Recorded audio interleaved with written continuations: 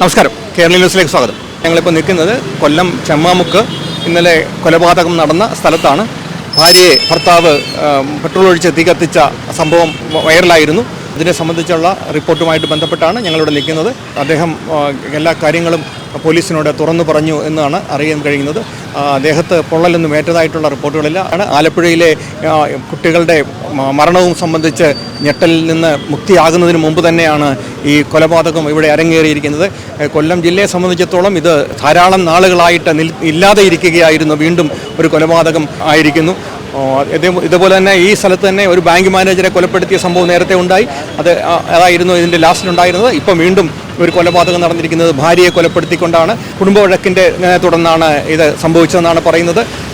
ഭാര്യ ഭർത്താവുമായി പിണങ്ങി സ്വന്തമായി ഒരു ബേക്കറി തുടങ്ങുകയും അതിനൊരു പാർട്ണറെ കണ്ടെത്തുകയും ചെയ്തു.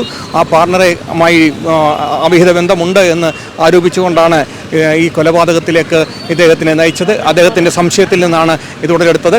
എന്തായാലും 15-ാം തീയതി കൂടി പണം അദ്ദേഹത്തിൻ്റെ ഷെയർ ഭർത്താവ് തന്നെ കൊടുത്തുകൊള്ളാമെന്നും അതിനുശേഷം ഒഴിഞ്ഞു പൊക്കൊള്ളാമെന്നും സംബന്ധിച്ച് കഴിഞ്ഞ ദിവസം എഗ്രിമെൻ്റ് ഉണ്ടായിരുന്നു. എന്നാൽ ആ എഗ്രിമെൻ്റ് നിലനിൽക്കുമ്പോൾ തന്നെയാണ് ഇത് സംഭവിച്ചത്. അതിനുള്ള പണം കണ്ടെത്താനുള്ള തിരക്കിൽ കണ്ടെത്താൻ കഴിയില്ല എന്ന് ഭർത്താവിന് ഉറപ്പുണ്ടായിരുന്നു. അതുകൊണ്ട് ഭാര്യ തന്നെ ആ പണം കൊടുക്കണമെന്ന് ആവശ്യപ്പെട്ടു. പക്ഷേ ഭാര്യ അത് കൊടുക്കാൻ തയ്യാറായില്ല. കാരണം ഭാര്യ ഇത്രയും പണം തന്നെ ഉണ്ടാക്കിയത് വളരെ എല്ലാം വിറ്റും കടം വാങ്ങിയുമൊക്കെ ഉണ്ടാക്കിയ പണം കൊണ്ടാണ് ഇത് തുടങ്ങിയത്. അതുകൊണ്ട് ഭർത്താവ് ഇത് കണ്ടെത്താൻ കഴിയുകയില്ല എന്ന് ഭർത്താവിന് തന്നെ അറിയാമായിരുന്നത് കൊണ്ട് തന്നെയാണ് ഇത് ഈ കൊലപ്പെടുത്താനുള്ള തീരുമാനത്തിലേക്ക് വന്നത്. ഇദ്ദേഹത്തെ സംബന്ധിച്ച് ഇദ്ദേഹത്തിൻ്റെ 2ാം വിവാഹമാണ്. ആദ്യത്തെ വിവാഹത്തിനെ സംബന്ധിച്ച് നമുക്ക് അറിവായിട്ടില്ല. എന്തുകൊണ്ടാണ് ഈ 2ാം വിവാഹത്തിലേക്ക് കടന്നതെന്നറിയില്ല. 60 വയസ്സാണ് ഇദ്ദേഹത്തിനുള്ളത്. 44 വയസ്സാണ് മരണപ്പെട്ട ഭാര്യയ്ക്ക് ഉള്ളത്. ഇനി കൂടുതൽ വിവരങ്ങൾ ആശ്രമ മൈതാനത്താണ് ഇവർ ബേക്കറി തുടങ്ങിയിരിക്കുന്നത്. ആ ബേക്കറി നമുക്ക് ഇപ്പം കാണാം. ഈ നിള ബേക്കറിയാണ് ഈ കൊലപാതകത്തിന് കാരണമായ നിദാനമായ നിള ബേക്കറി. ഈ നിള ബേക്കറിയിൽ നിന്നാണ് ഒരു വളരെ കഷ്ടപ്പെട്ട് കടം വാങ്ങിച്ചാണ് ഈ സ്ത്രീ ഇത് തുടങ്ങിയത്. എൻ്റെ കൂടെ അല്ലാതെ വേറെ ആളുടെ കൂടെ ജീവിക്കാൻ അനുവദിക്കില്ല, അല്ലെങ്കിൽ എൻ്റെ കൂടെ നീ ജീവിച്ചില്ലെങ്കിൽ നീ ഈ ലോകത്ത് ജീവിച്ചിരിക്കാൻ യോഗ്യതയില്ല എന്ന രീതിയിലാണ് ആ ഭർത്താവ് ആ ഭാര്യയോട് പെരുമാറിയത് എന്ന് പറയേണ്ടി വരും. വളരെ ഈ കൊല്ലത്തിന് കുറേ നാളുകളായി ഉണ്ടായിരുന്ന പേരുദോഷം മാറി വരുന്നതിനിടയിലാണ് ഇപ്പോൾ വീണ്ടും ഈ കൊലപാതകം ഇവിടെ നടന്നിരിക്കുന്നത്.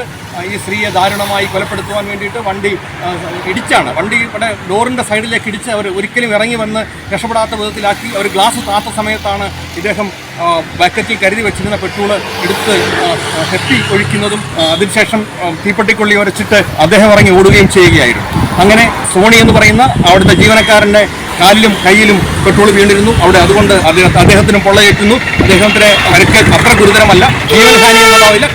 കാലിലും മാരകമായ പരിക്ക് ഉണ്ട് എന്നുള്ളതാണ് അറിയാൻ കഴിഞ്ഞത്. എത്ര നാളായി തുടങ്ങിയിട്ട് ഇപ്പോൾ?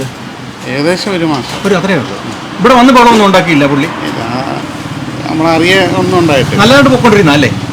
കുറച്ച് സെയിൽ തുടങ്ങി വരുന്നതേ ഉള്ളൂ. കൂടുതൽ സാധനങ്ങളൊന്നും ഇല്ല. സെയിൽ തുടങ്ങി വരുന്നതേ. ഇവിടെ ആ പുള്ളി ഇവിടെ വന്ന് ബഹളമൊന്നും ഉണ്ടാക്കിയിട്ടില്ല? ഇല്ല, നമ്മൾ കാണാനൊന്നും ഉണ്ടായിട്ടില്ല. നേരത്തെ എന്തായിരുന്നു ആ കടയിൽ ഉണ്ടായിരുന്നത്?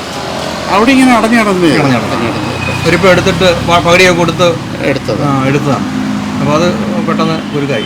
ഈ ബേക്കറിയാണ് ഇതിന് കാരണമായി മാറിയത്. ബേക്കറിയും ഈ ബേക്കറിയിലെ ജ്യൂസാണ് അവിടെ മെയിനായിട്ടുണ്ട്. ബേക്കറിയുടെ കുറച്ച് ഐറ്റങ്ങളെ ഉള്ളായിരുന്നു. തുടങ്ങി വരുന്നതല്ലേ ഉള്ളൂ.